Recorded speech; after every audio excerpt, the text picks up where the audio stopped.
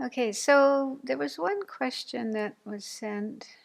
Have you found awareness of feeling tones to be a helpful way of working with emotions?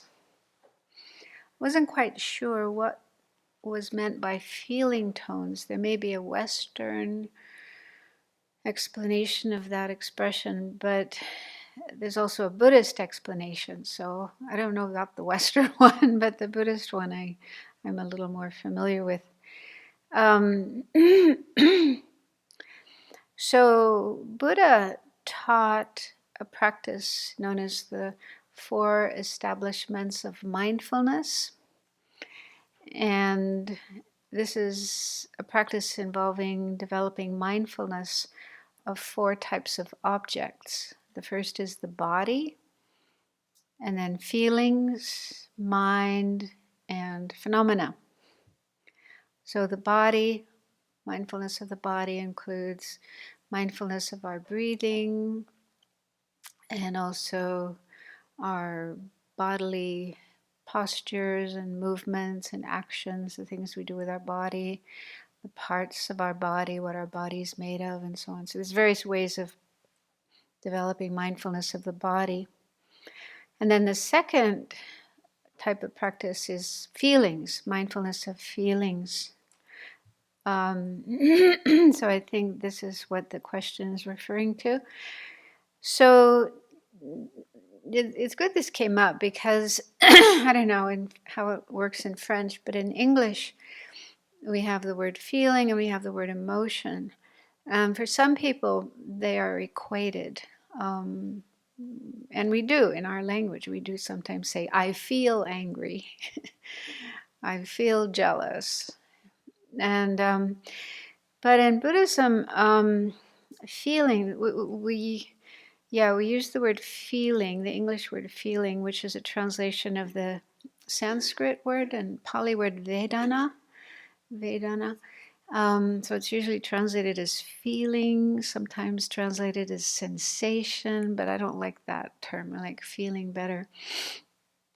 But in Buddhism, there are three types of feelings: pleasant, unpleasant, and the third one is sometimes called neutral, sometimes indifference. It's basically just neither pleasant nor unpleasant. And so according to Buddhism, every moment, every experience we have is accompanied by one of those three types of feelings. So every perception, like when we see or hear or smell or taste or feel a sensation in our body, there's always one of those three types of feelings present. When we see, like if we're in a garden, we see a beautiful rose, then we probably have a pleasant feeling, unless you hate roses. And then if we see a pile of garbage, we'll probably have an unpleasant feeling. If we see just a plain wall without any decoration on it, then maybe the feeling is the third one, neutral feeling, neither pleasant nor unpleasant. So one of those three types of feelings is there with every single one of our sense perceptions. We have five sense perceptions: seeing, hearing, smelling, tasting, and touch, sense of touch. And also we have with the mental consciousness, we have thoughts and memories and fantasies and all that kind of thing going on. And those are also accompanied by feelings. So if we remember some experience in the past that was pleasant, we'll have a pleasant feeling about that. If we remember some painful experience, then there'll be an unpleasant feeling. If we remember a neutral experience, like brushing our teeth this morning, then it's probably neither pleasant nor unpleasant feeling. And so these are happening all the time. one of these three feelings is there in our mind every single moment with every experience we have. And the Buddha, the practice of mindfulness of the feelings involves noticing, trying to notice these feelings as much as we can. I mean, some of them are too subtle or too fast. We can't notice them.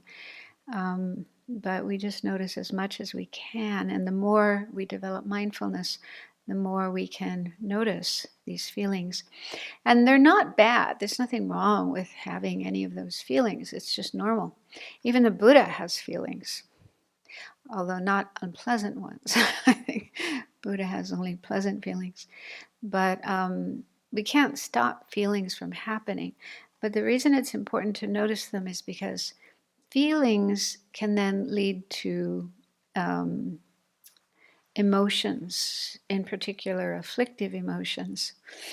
So if we're not careful, this is what can happen.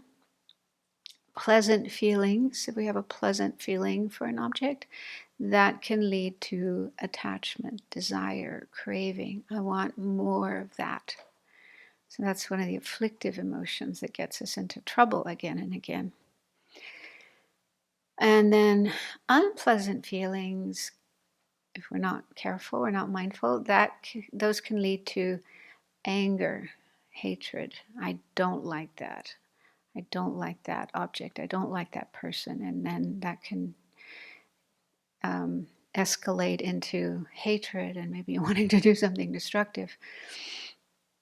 Yeah, so and then the third type of feeling, the neither pleasant nor unpleasant, that leads to ignorance. It perpetuates our ignorance of the true nature of things, because we already have ignorance, and having this neutral feeling just perpetuates that.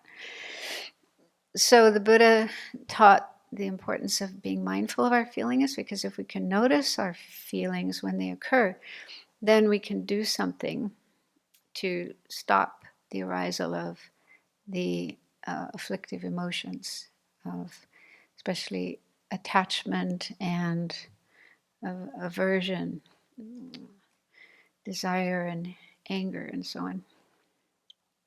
So yes, to answer the question, yeah, awareness of feeling tones is a helpful way of working with emotions. In fact, I'm going to be talking about anger. One of the best sources of information on working with anger is in Shantideva's text called Guide to the Bodhisattva's Way of Life. There's different ways of translating that. Bodhicharyavatara. So Shantideva was a great Indian master of about, 1,200 years ago. So he wrote this wonderful text, which has been translated numerous ways, probably in French as well as in English. And the Dalai Lama loves this text, so he often teaches it. And in chapter 6 of that text, a whole chapter on patience, which is all about how to manage anger and hatred. So many methods for dealing with anger and hatred. And so one of the first verses in that chapter, I don't remember it by heart, but it says something about how anger is more likely to arise in our mind if we're already feeling unhappy, dissatisfied. Huh? Dissatisfaction, yeah.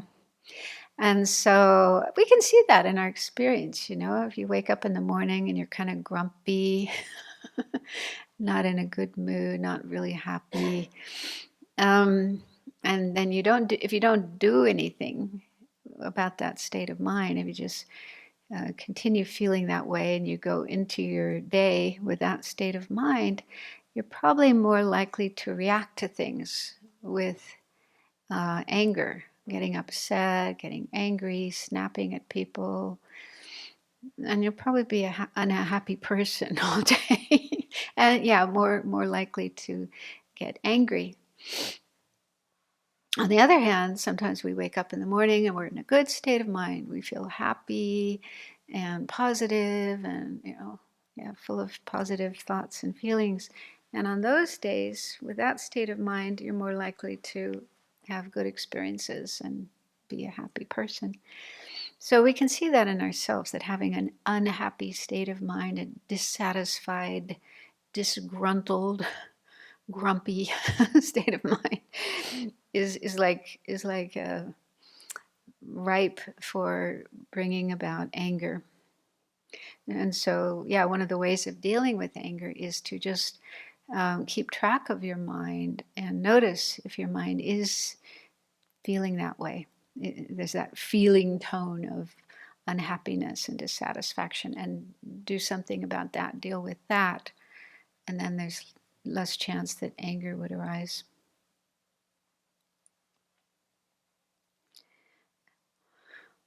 So I hope that answers the question. Do you want me to read them? Yeah. At least one the at first a time. one? Yeah. Okay. So it says, to recognize the emotions means to be aware of ourselves and to have a clear view on what is healthy or unhealthy in our behavior. But a person that has a bad perception of their own self, for example, someone who is narcissist and convinced to be the best, how can that person improve their quality through their practice?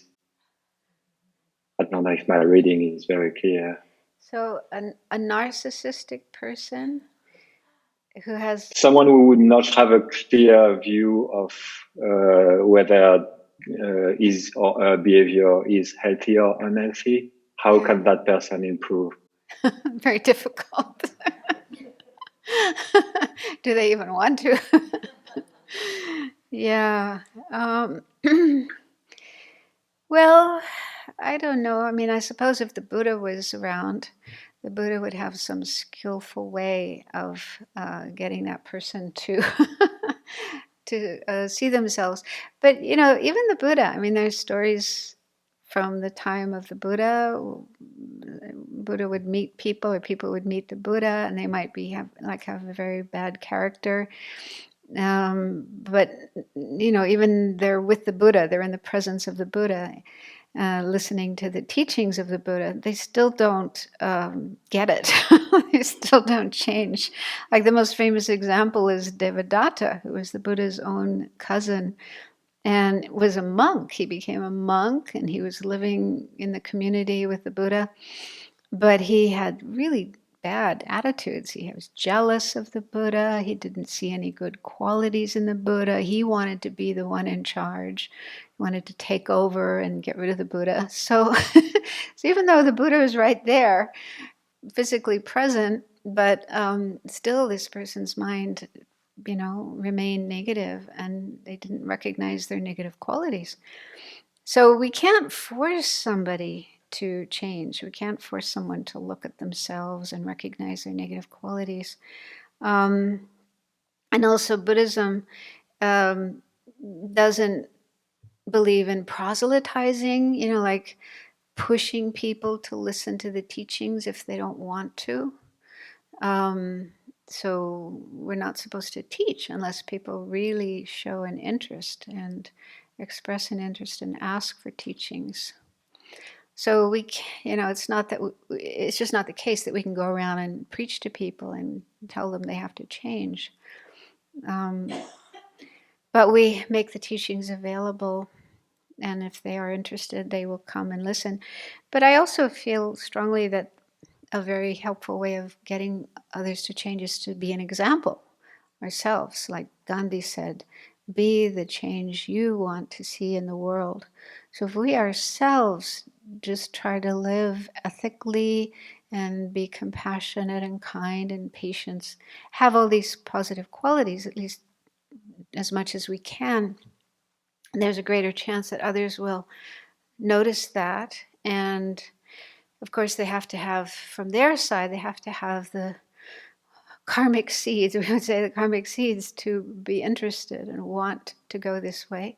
But then being an example speaks 1,000 words, like they say, actions speak louder than words. Then there's a chance that people will notice our way of being and try to be more like that themselves.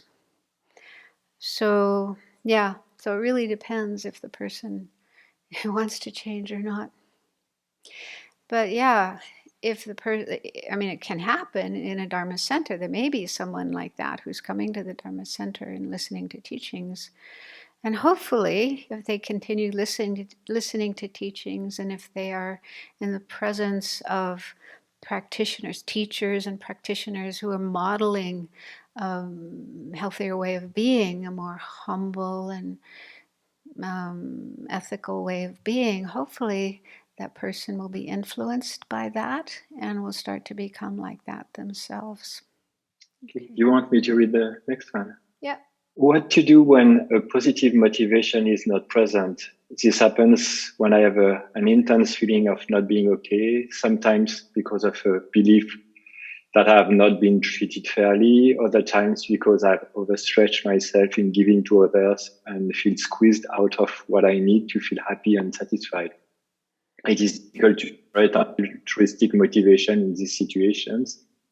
Without the altruistic motivation, I feel I'm not entitled to engage in meditation as a spiritual practice and receive its benefits. So that was a rather long question, but it seems the essence is how to have a positive motivation in case it isn't there.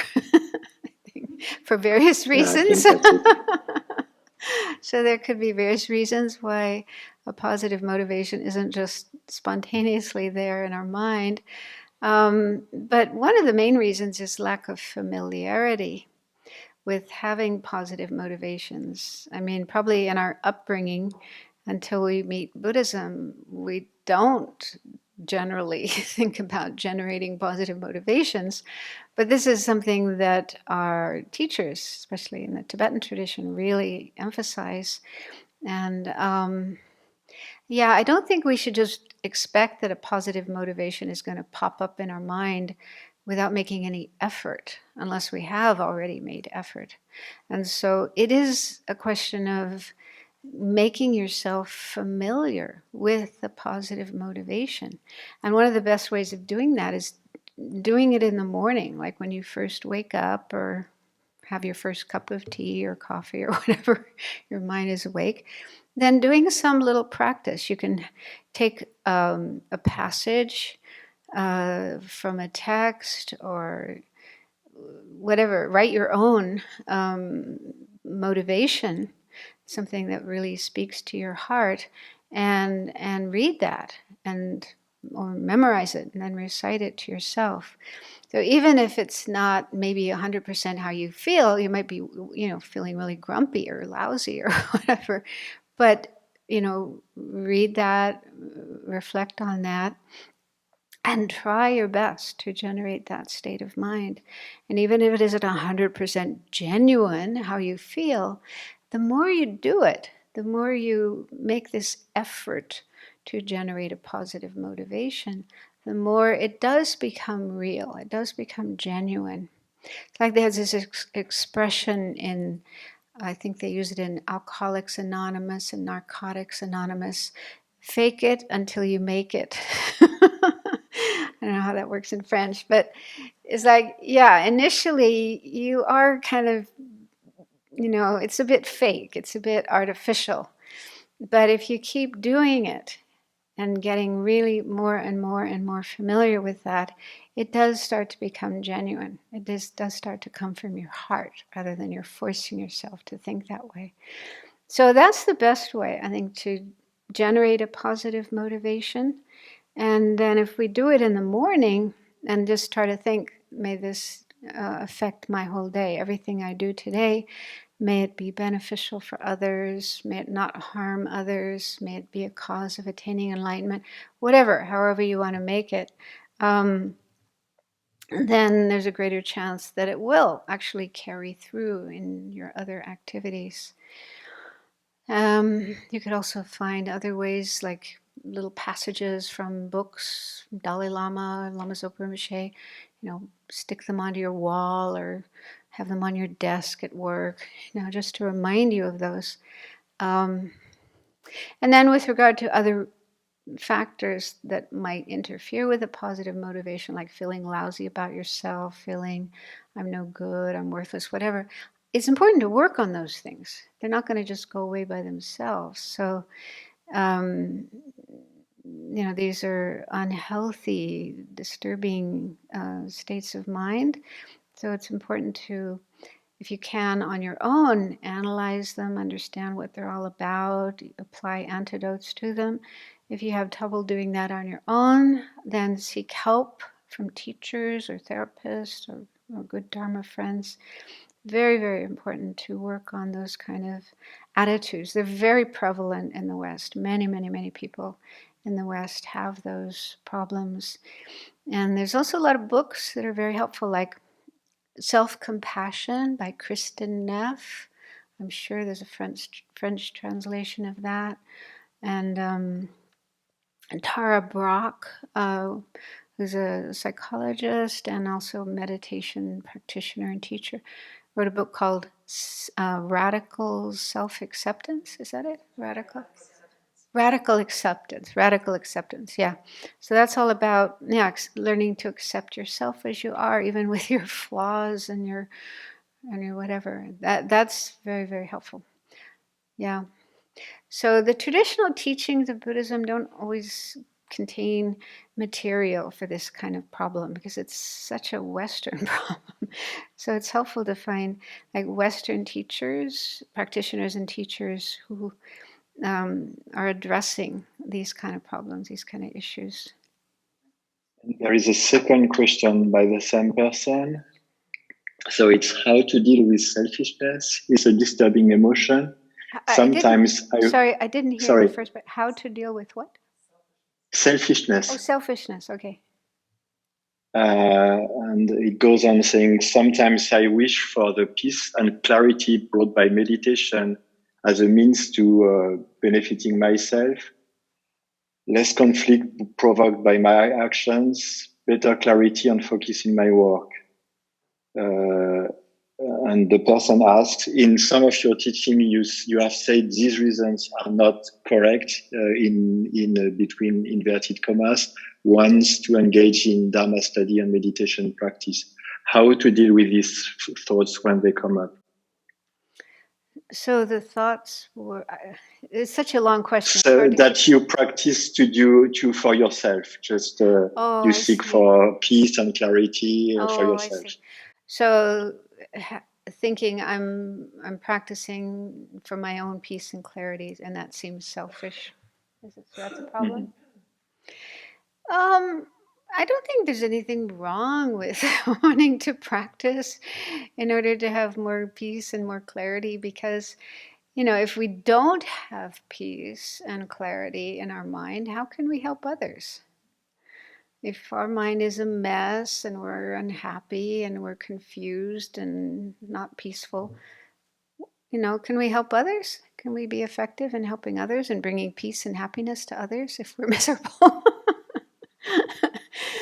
So it's fine. It's fine to have the wish to have peace and clarity and happiness and so on, positive experiences for yourself. But try to expand that and think, I want to help others. I want to be able to give to others and benefit others. But I also need to work on myself and achieve those things for myself. So when you think, I want to be happy, may I and everybody else be happy. I want to have peace. May I and everybody else have peace. And same with clarity of mind and so on. So it's just, again, a question of familiarity, getting more and more familiar with those kinds of thoughts and attitudes. And gradually they do become more genuine, more natural. Yeah, so the Dalai Lama often talks about this, that, we too need to be happy. We need to have peace of mind, and there's nothing wrong with working for our own peace of mind, but try to not only focus on me, one person alone, and ignore everybody else. But we can think me and everybody else. Okay. Oh, there's a question here on the table. Please recommend bibliography. There's a lot of books. Maybe I'll do that later, towards the end. But yeah, there are some books, both in English and French and Spanish, where you can find more information on this topic. So now I'll start talking about more specific emotions and how to deal with them. I'll start with anger. Anger is probably the most destructive of the disturbing emotions. And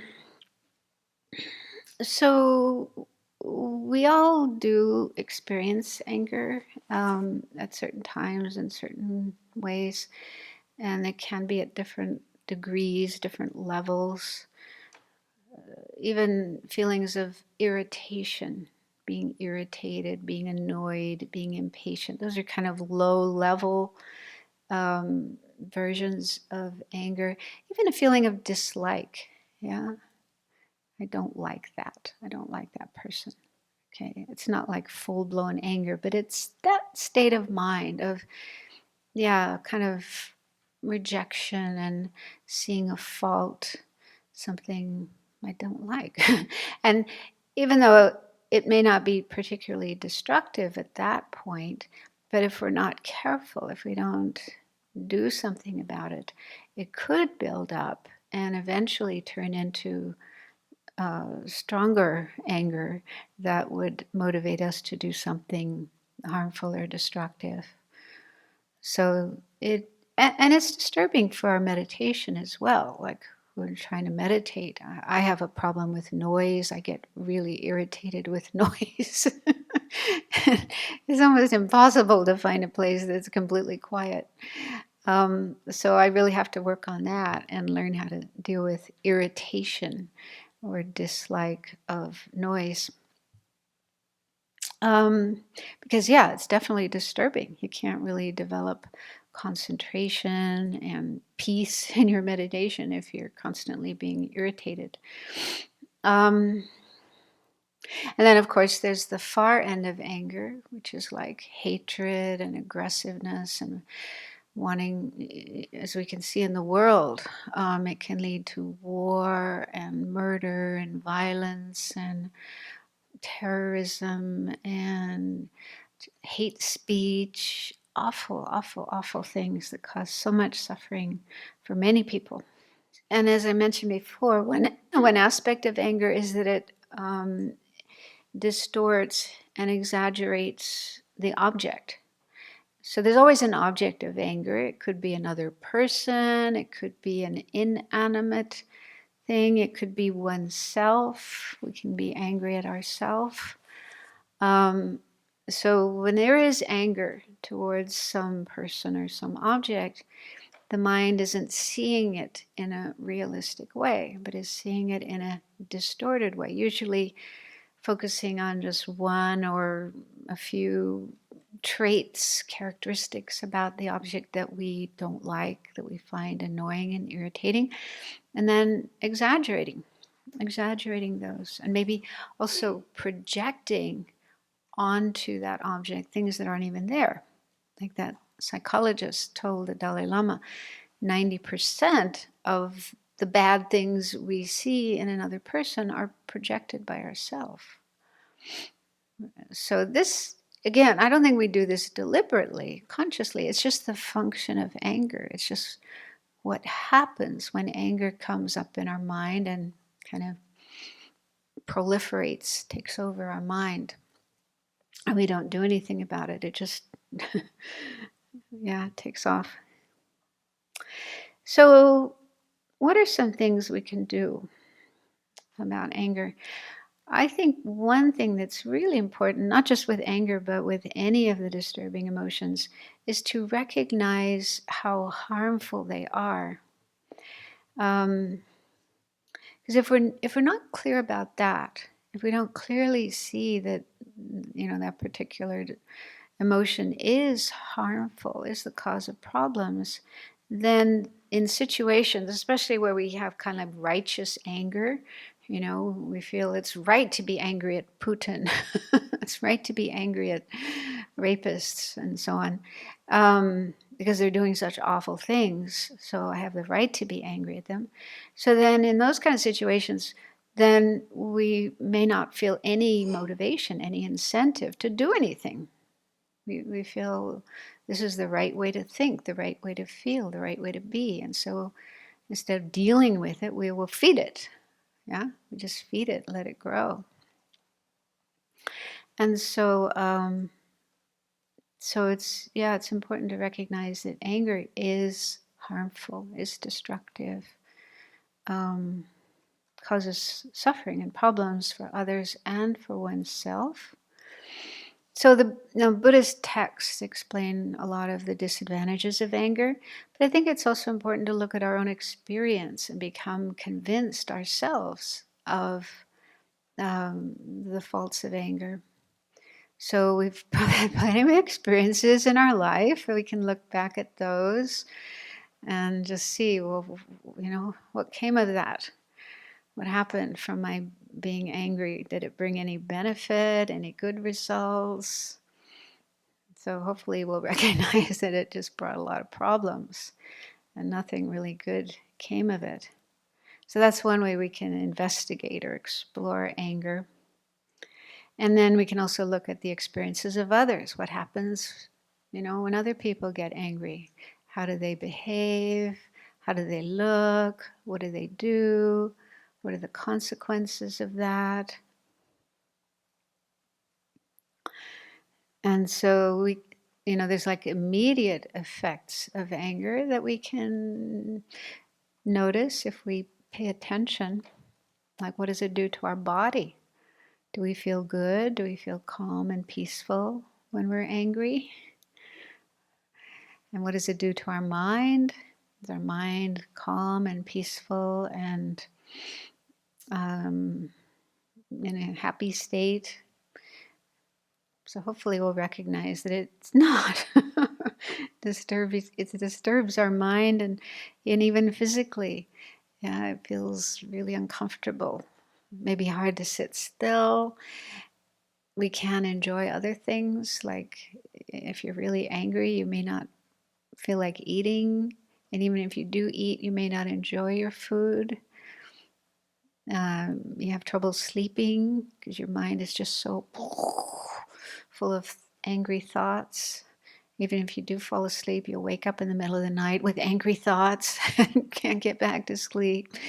So it disturbs your sleep. If you try to go for a walk in a beautiful place, do you really enjoy what you're seeing? Or is your mind just so occupied with anger that you don't even see anything? You don't even enjoy anything? So if you pay attention, you can notice that, it disturbs our happiness, our health, our peace of mind. Also our relationships, the way we behave, the way we talk and treat people when we're angry. It can be very harmful to them. And not just the one we're angry at, but, we may take our anger out on other people, who are completely innocent. They're not the ones who did anything to harm us, but, they're there. And so we shout at them and kick the dog and things like that. So, yeah. So it has adverse effects on the people around us and also on ourself, our own health, our body, our mind, and so on. So those are like immediate effects, obvious, visible effects of anger. And then Buddhism talks about other effects that we may not be able to recognize or notice in the immediate sense, but they're more long-term. In terms of karma basically means the things that we do will bring about results in the future. Actions that we do motivated by anger, whether we do something physically with our body or verbally with our speech, or even just having angry thoughts in our mind, these leave imprints that will bring about more problems in the future, further down the line, maybe in this life, future lives, and so on. So is that what we want to do? Do we want to create suffering and problems for ourselves? And also, it's said to have the effect of destroying our good karma. So, we have to work really hard to create good karma, to create positive energy, like helping others, being generous, being ethical, and so on. So we create good karma, good energy by doing those things. But it said that getting angry can destroy or damage or neutralize a lot of that good energy so that it is unable to bring its results, or the results will be delayed. So that's not good. Yeah, that would be like working really hard all month at your job, and then you get your paycheck, and then you throw it into a fire. I mean, that would be really dumb. Nobody would do that, but it might fall into the fire accidentally. So that would be terrible. But that's a bit like, creating, putting a lot of energy into creating merit or good karma, good energy, and then getting angry and like destroying all of that. So it's good to think about these, learn about these, think about them to see if they're true or not, and become convinced that these are the harmful results of anger. And the more you are certain about that, the more your mind is firm about that, then the greater the chance is that when you, even if you find yourself in a situation where anger is coming up and you may feel, it's right to be angry, I should be angry. This knowledge of the destructive results of anger will help you to say, no, I don't want to do that. I don't want to go down that road. I like to think of like when we're driving and we come to a roundabout, and they have these different roads going off in different directions. So you can choose, you can take your pick which road you want to follow. So it's like that when we find ourselves in a situation where anger is coming up. It's like a roundabout. And it may seem like we don't have any choice. Yeah, we might think, I have no choice but to be angry in this moment and act out my anger. But that's actually not true. There's always alternatives, other choices. And the more we have learned about those other choices and maybe practiced them, tried them out, the more likely it will be for us to say, we get to the roundabout, okay, there's the anger road. No, I don't want to go down that road. There's another road. There's the patience road. There's the compassion road. There's the run away from the situation rather than getting angry. That's another alternative. Just, like Shantideva says, turn to wood or turn to stone. What does he say? Wood. Yeah, become like a piece of wood. Just don't react at that moment. Don't say anything, don't do anything. Get some space from the situation. Cool down, think about it more carefully before you respond. That's actually quite helpful. Yeah. I do that sometimes with emails. When I get an email, and like, and then I go back, I pause, and then I go back and read it, and I realize, wait a minute, it's not that bad.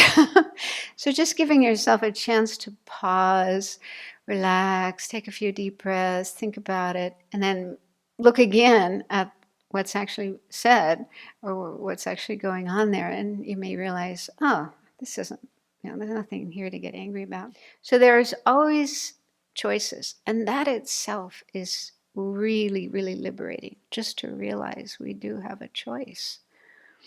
I remember once when I was, it was that same time I mentioned earlier when I was just really, really struggling with anger, a lot of anger just coming up in my mind. And there was one time when I was sitting there and I thought, I have a choice. I don't have to be angry. And it was like a light bulb going off in my head. I don't know, it's like something obvious in a way, but at that moment it was really liberating to realize, okay, there's this anger in my mind, but I don't have to go with it. I don't have to believe in it. I can do something else with my mind. There are choices, there are alternatives.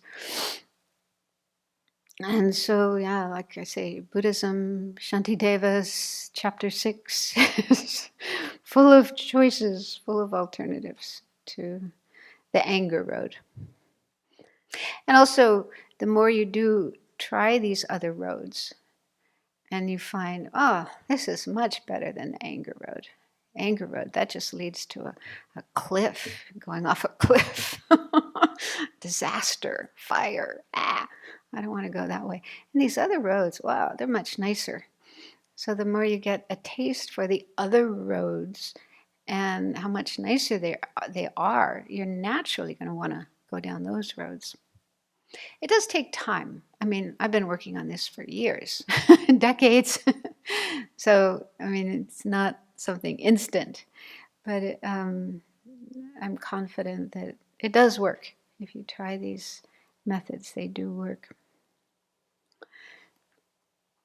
So, one of the main antidotes, the kind of direct antidotes to anger, is loving kindness. It's the opposite state of mind. Because with anger, we usually want to do harm. We want to hurt somebody. We want to make them suffer.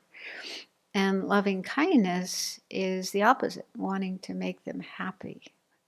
And so when we're really angry at somebody, it's not easy to completely switch 180 degrees to the opposite state of mind. On the other hand, if we work on cultivating loving kindness and make our minds more and more familiar with that way of thinking, then it is easier to switch. I was just thinking, this story I heard from a woman, actually a French woman. She was living in Spain and she was working for American Express. And her job was to answer the phone when clients who were using the service would call and they were having some kind of problem. Something wasn't working, and they were usually angry, upset, and so she said when she'd answer the phone, and she could hear the tone of voice of the person, and they were angry, then that would trigger her anger. She would get angry, and then she'd kind of be speaking to them in a irritated way, and that would increase their anger. They would get more angry, and then that would increase her anger. So they were kind of feeding each other's anger, and it would turn into a really unpleasant conversation. She learned, she started coming to Buddhism and learned this practice of loving kindness, metta, where you wish others to be happy, like in the prayer of the four immeasurables. May all beings be happy and have the causes of happiness, and so on. So she started using that in her work. So when she would answer the phone and she'd hear the anger in the other person's voice, she would just mentally say to herself, may you be happy, may you be happy, may you be happy. And that helped her to not get angry, to not, treat the other person in an angry way, speak in an angry way, but in a more calm, civil way. And what she noticed was if she could remain like that, non-angry, the other person would calm down as well. And then they could have a decent conversation. So my guess is that when she was saying to herself, may you be happy, may you be happy, maybe she was still kind of on the verge of getting angry, but just using that as a method to help her own anger to calm down, and it did have a good outcome, just in an immediate sense. So it can be helpful. You could try it. It's worth a try. When you're feeling somebody is pushing your anger buttons, just to think, may you be happy. I wish you to be happy. I once heard Tenzin Palmo, Jitsen Tenzin Palmo, the well-known nun who lived in a cave for 12 years. So I once heard her talk about how it actually makes complete sense to wish happiness to someone that you're annoyed at, that you're angry at. Because the reason the person is behaving that way is because they're suffering. They're unhappy. They're troubled. They're suffering. And if you get angry, if you're angry at them, you want them to suffer more, well, then what? Yeah, if they suffer more, they're just going to get worse. They'll probably do more nasty things, awful things. Yeah, so being angry at them and wishing them to suffer, or wishing to, wanting to do something to make them suffer, is not at all a useful solution. It's just going to make things worse. On the other hand, wishing that person to be happy, yeah, if that person could be happy instead of suffering, then they probably wouldn't behave the way they are. They wouldn't behave in those nasty ways. They'd be a nice person. And then, they'd be easier to like. Something like that. So I thought, wow, that's great. That really makes sense. It's logical. There's a logic to having loving kindness, wishing happiness for a so-called enemy, someone you dislike, someone you find annoying. Yeah, if that person could be happy or happier, then they wouldn't behave the way they are. And they wouldn't be so annoying and irritating. It'd be easier to get along with. Right? That makes sense. So it's good to think about that and try to generate more that kind of thought, that kind of feeling of wishing happiness for the other person. And then similarly, compassion. This is really effective in dealing with anger, because compassion, the difference between loving kindness and compassion, they're very similar, but loving kindness is more about wishing the other to be happy, and compassion is more about wishing them to not suffer. They're kind of like two sides of a coin, two sides of a hand. They're very similar, but just a little bit different emphasis. So with compassion, we try to understand the other person, what's going on with them, and that's really effective in dealing with anger.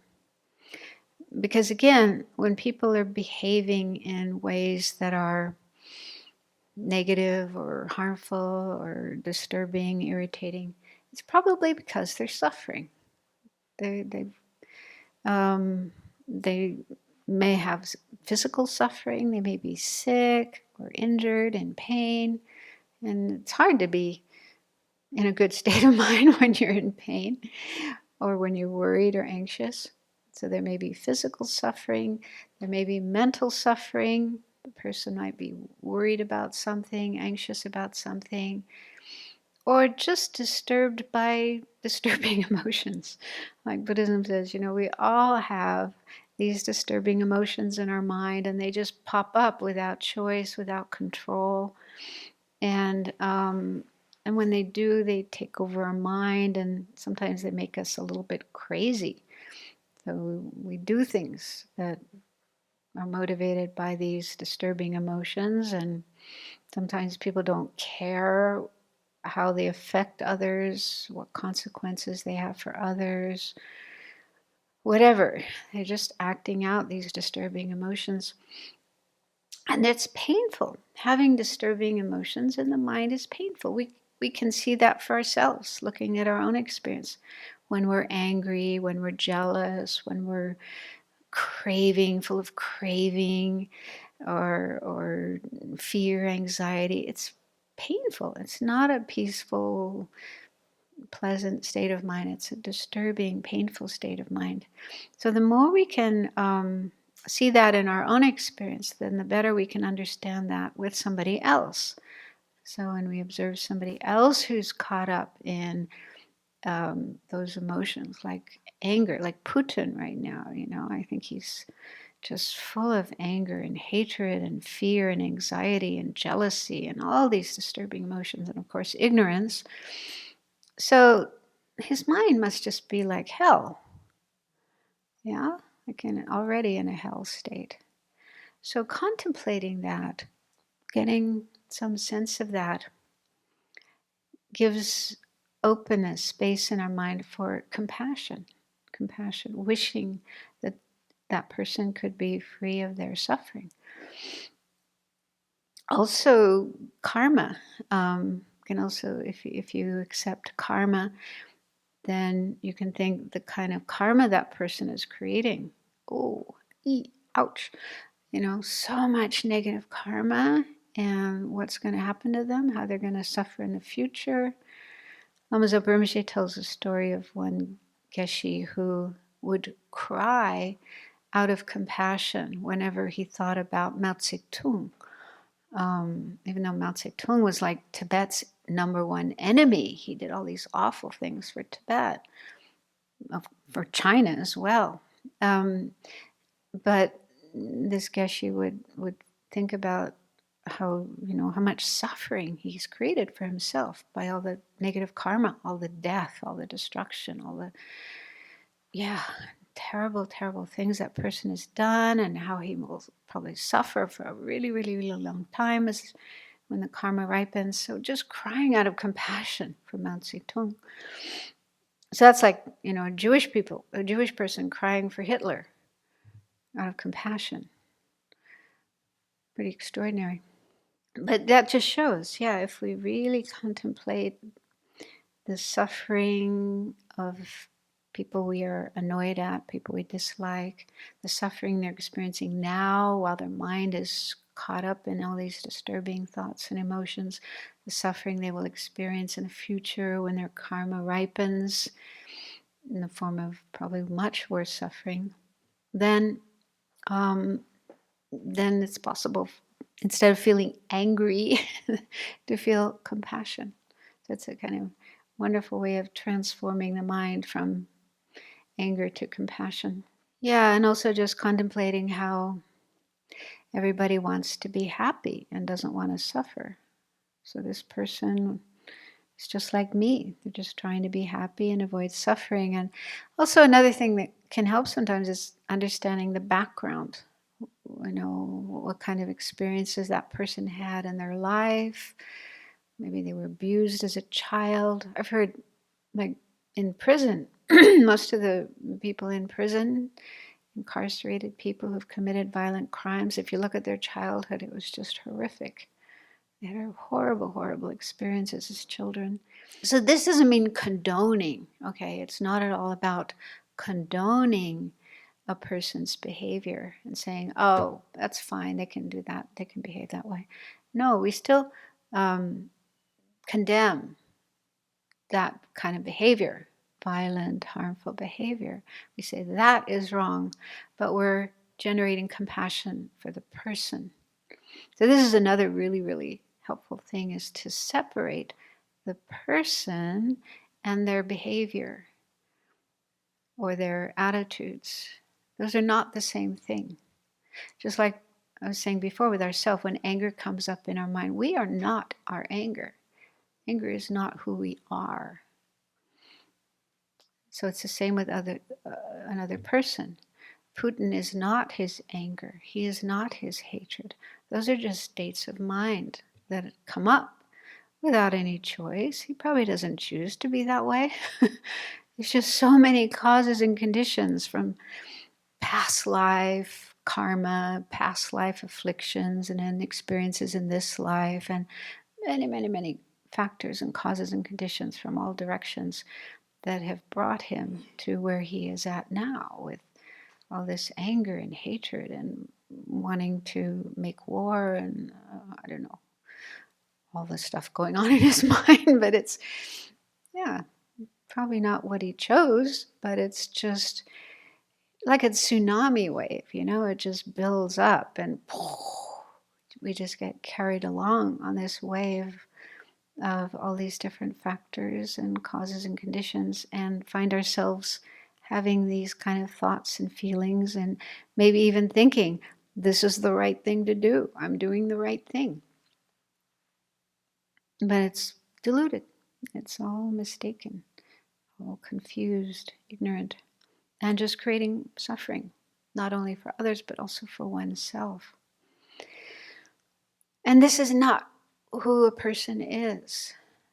Okay, there's just these factors in their mind, ignorance and greed and hatred and selfishness that they have no control over. So separating out the different factors here. There's the person who has Buddha nature and has good qualities. Everybody has good qualities.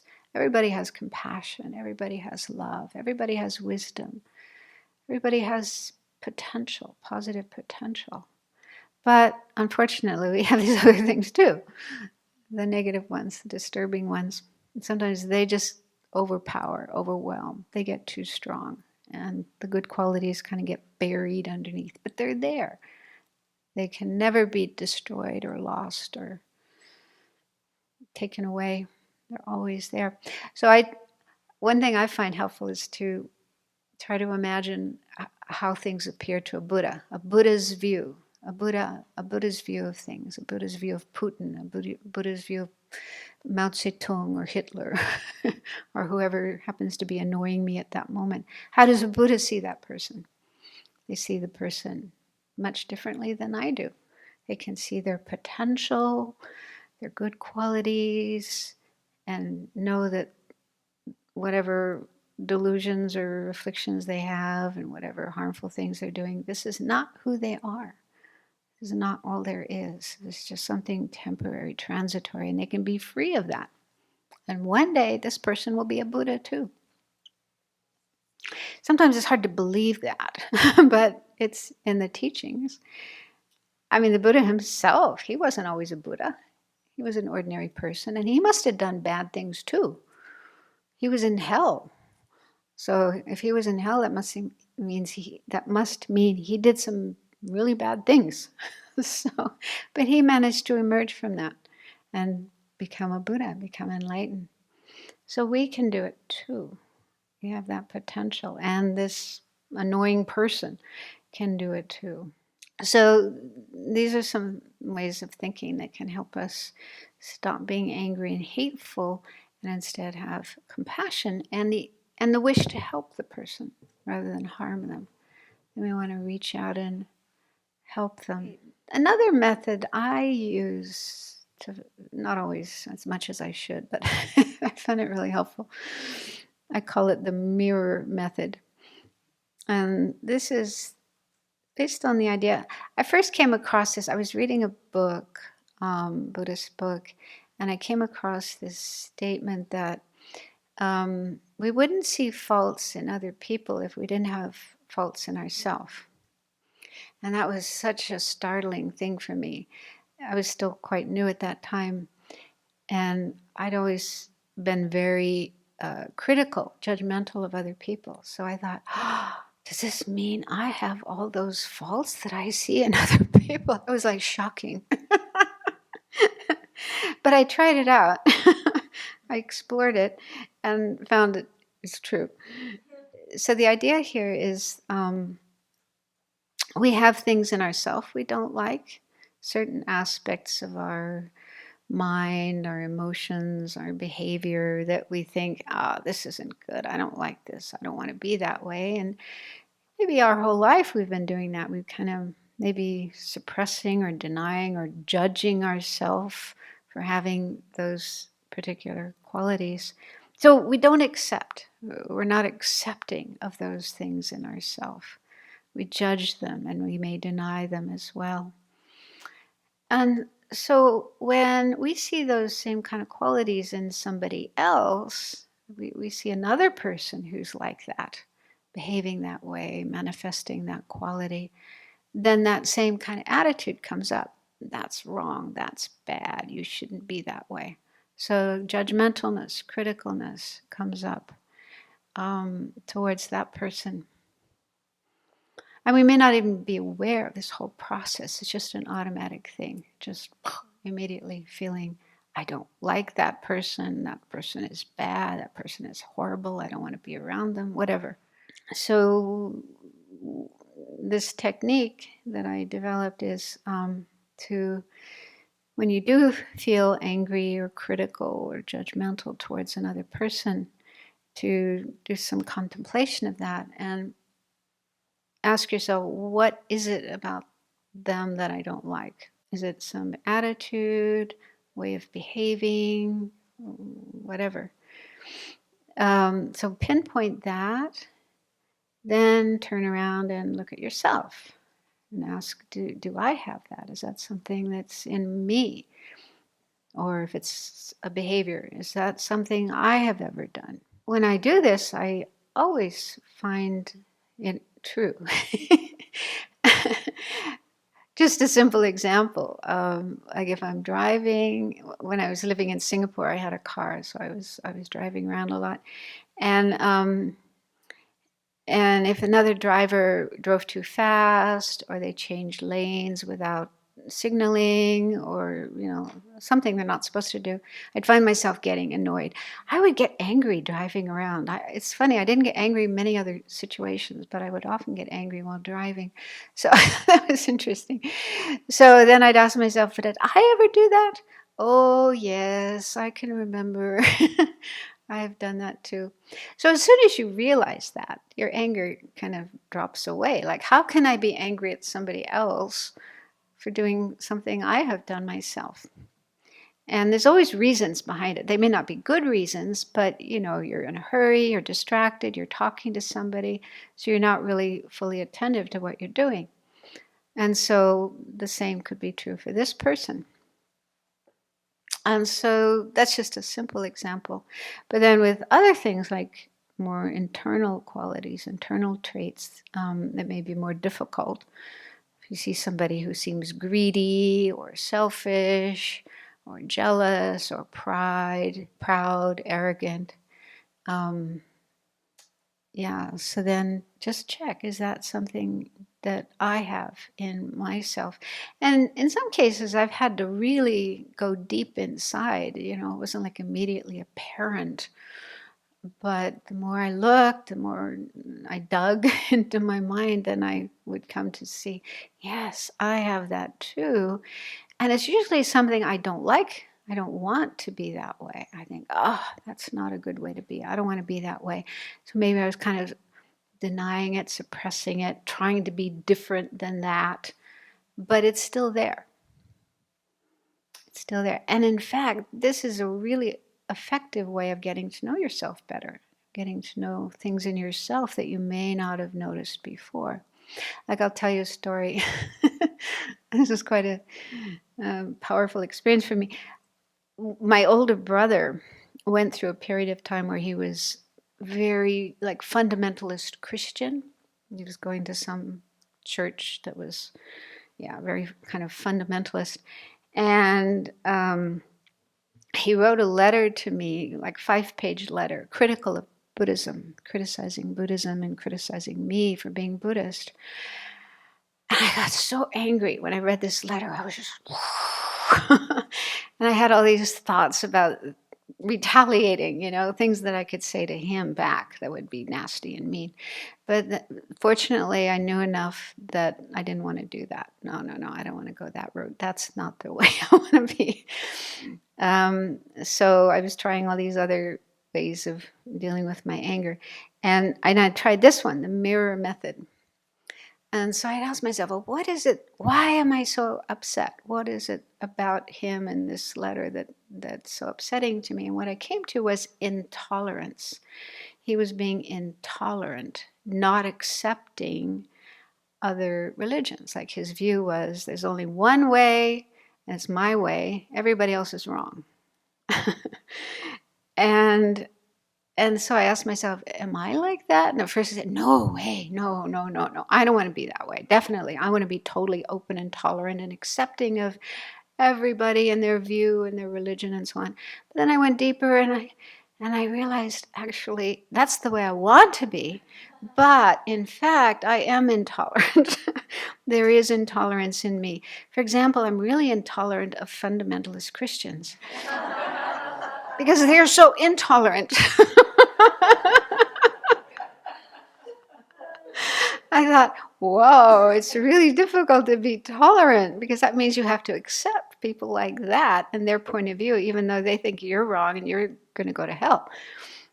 So it was a real eye opener for me to just recognize that in myself, recognize my lack of tolerance, even though I wanted to be tolerant, and how hard it is to be truly tolerant. So this is one of the benefits of this practice, that we can recognize things in ourselves that we may be blind to. They're there, and they may be affecting us, affecting our way of thinking and being and feeling and so on.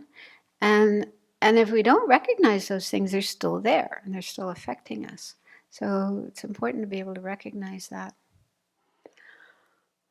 So in the end, what I did with my brother, I did want to respond to his letter, not just ignore it. And so I spent a couple of days preparing myself mentally how to talk to him. And so we talked on the phone, and I said, that letter you wrote, I was I felt quite upset about it. I wasn't angry, I didn't throw my anger at it. I just said it was upsetting to me.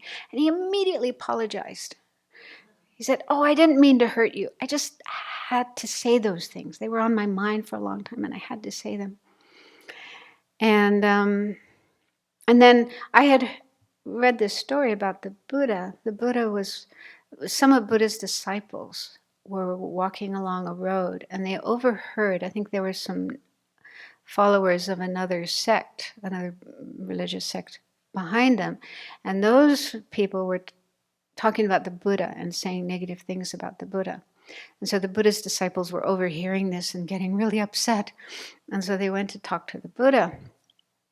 And the Buddha said, "It isn't appropriate for followers of mine to get upset if they hear criticism of me or my teachings." And I thought, wow, what an amazing thing to say. I was really impressed with that. And the Buddha went on to say, what you should do is analyze what is being said and find faults in it or find mistakes in it, like if they're misjudging or misinterpreting, and then go to them and explain, this is not true. Buddha's not like that. Buddha's teachings are not like that. Just point out the mistakes in them. So I thought that's a really wise way of doing things, as opposed to what most religions do, is just get into violence and fighting and destruction with each other. And so I did that with my brother. So there were things in his letter that were actually incorrect, things he was saying about Buddhism that were wrong. And so I just pointed those out to them, and he listened, he accepted, and we ended up on friendly terms. And he never tried that again. So... But it also really helped me to think that, where is he coming from? Why is he doing this? And it occurred to me that he's trying to save me. Because according to his religious views, I'm going to go to hell. And I know he loves me, and I don't think he wants me to go to hell. So I think he was trying to save me. And so realizing that really helped as well. That, I don't think he was doing this with a harmful intention, but rather a good intention, according to his views, his beliefs. So I kind of used a lot of different methods in dealing with that situation, and they were all very helpful. And in the end, it did work out. So this also illustrates that, in that kind of situation where we're having a problem with another person or a conflict with another person, I don't think it's the case that we should just sit on our meditation cushion and work on our anger and not ever try to talk to the person, especially if that person is somebody very close, like a relative or a friend or member of the community. It is useful to go and talk to them, or it can be, maybe not always, but it can be useful. And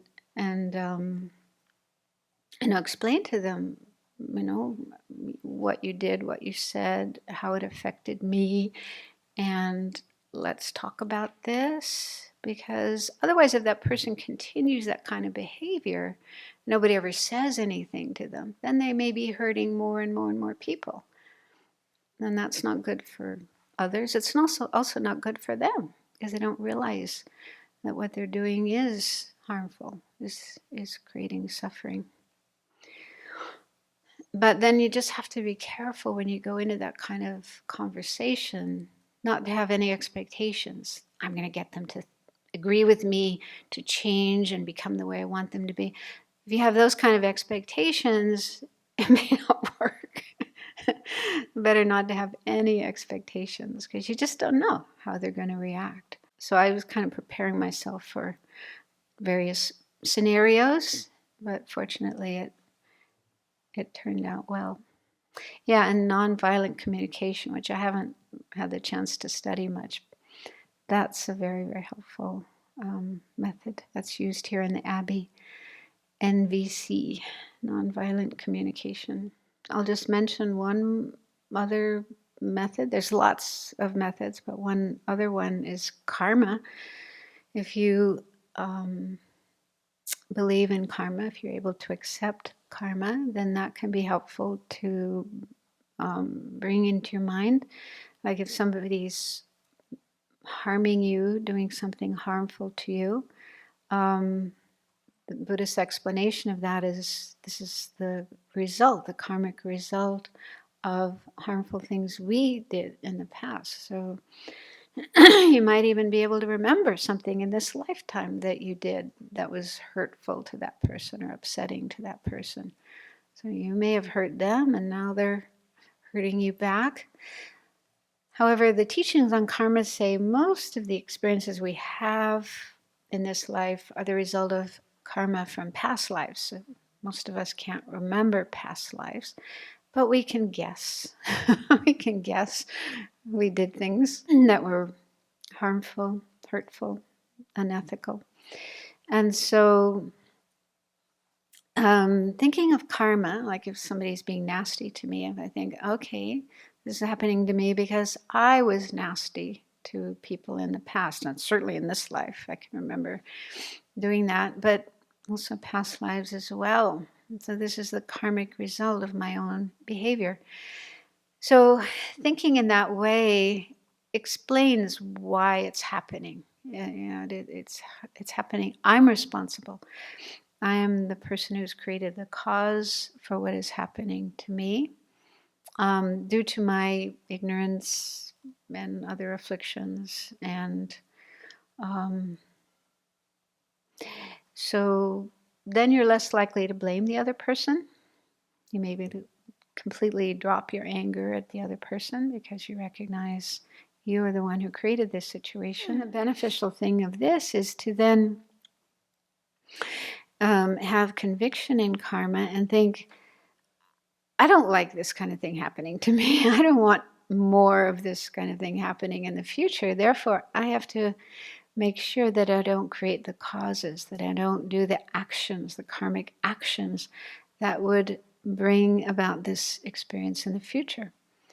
And so it gives us this conviction to stop creating negative actions, refrain from creating negative actions, and instead create positive actions, good karma.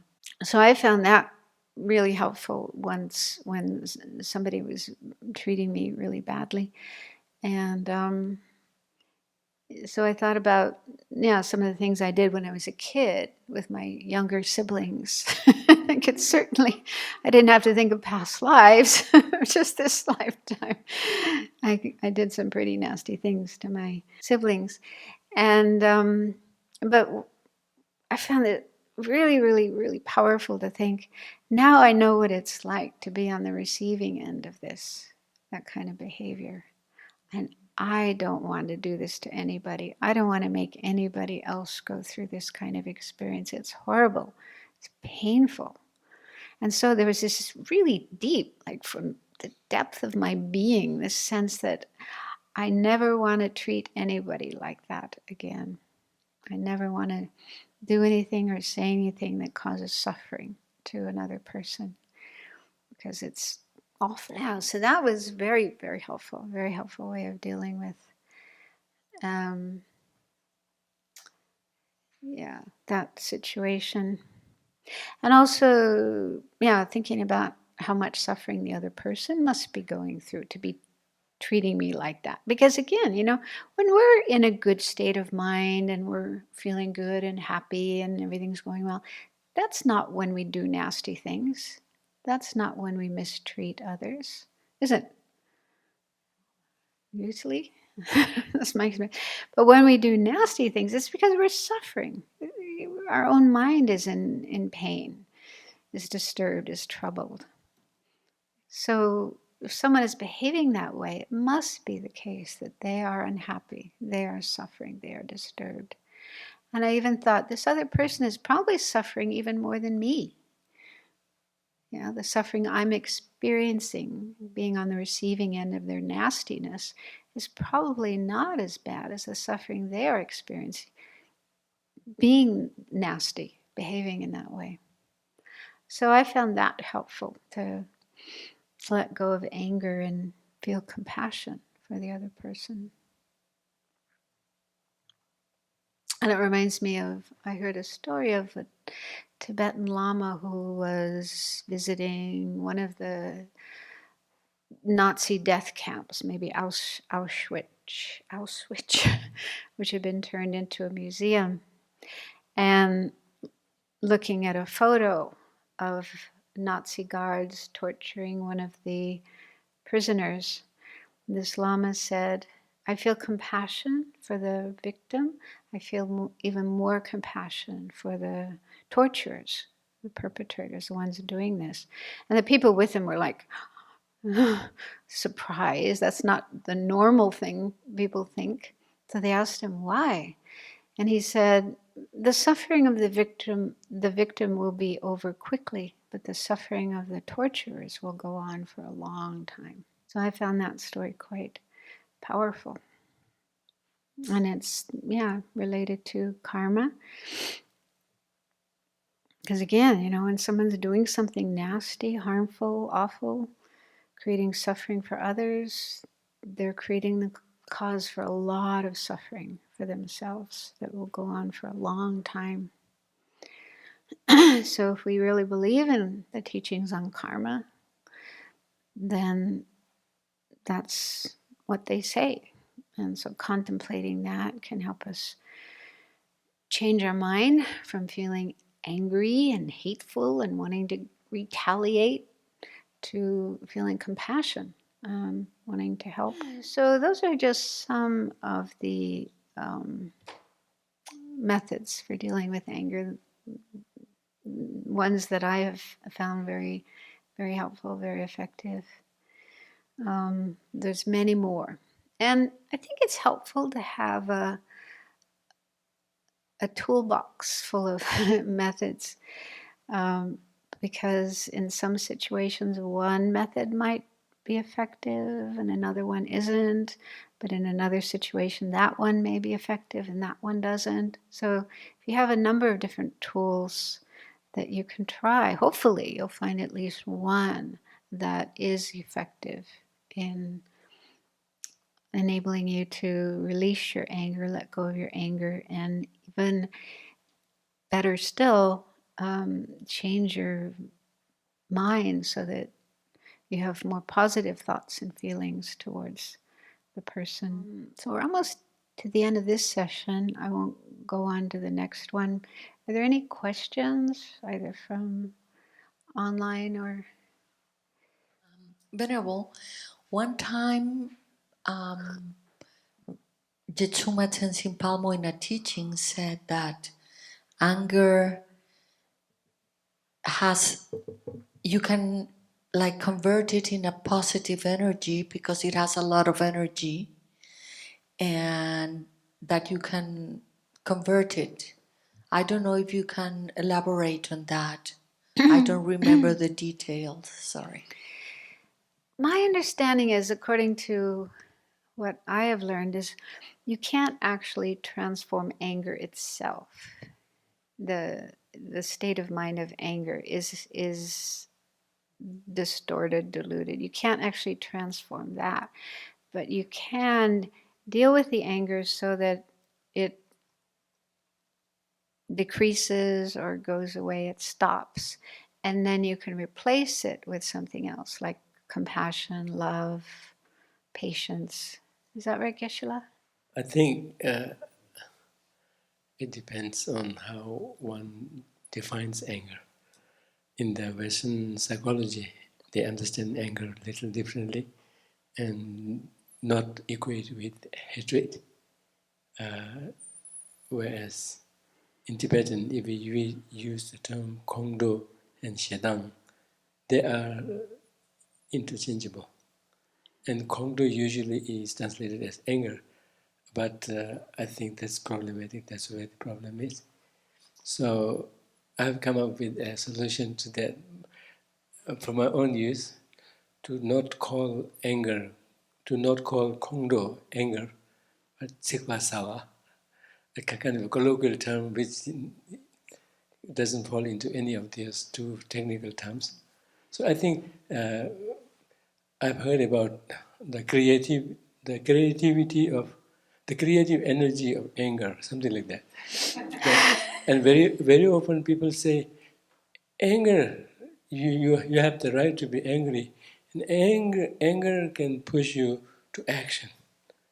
So that's where this understanding of how anger, while retaining it, could be used for positivity. Whereas if we approach it from a Buddhist perspective, particularly equate it with Kongdo, which is the same as Shedang, then as you very clearly mentioned, there is no way by which anger itself can be used into something positive. That's how I think. Yeah, that reminds me of this story that I heard. There was a conference of Nobel Peace Prize laureates, people who'd won the Nobel Prize. His Holiness is one of those, and he was giving a talk about anger and saying how harmful it is. And one woman in the audience who had also won the Nobel Peace Prize, got up and said, "I'm sorry, Your Holiness, but I don't agree with you. If I hadn't been angry about mines, land mines, I wouldn't have done the work I did that won me the Nobel Prize." So she had, she got really upset about all these landmines that had been left over after wars, like Cambodia and Vietnam and I don't know where else, Afghanistan. And they're just there in the ground, and then they sometimes get triggered off by children and farmers.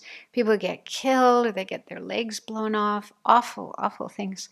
So she was so upset about that, angry about that. And then she started this organization to get rid of those mines, and they did amazing work, and she won the Nobel Prize for the work that she did. So it started with anger. So I think that's like an example of how, anger about injustice or about suffering that's being caused and so on can motivate someone to do an action that brings about an end of that kind of suffering, or at least tries to end that suffering. So if anger is there at the beginning, and it's connected with compassion, that kind of anger is compassion. She had compassion for all the children and people who were killed and injured. She wanted to stop that. So there's compassion, and she's, I have to do something about this.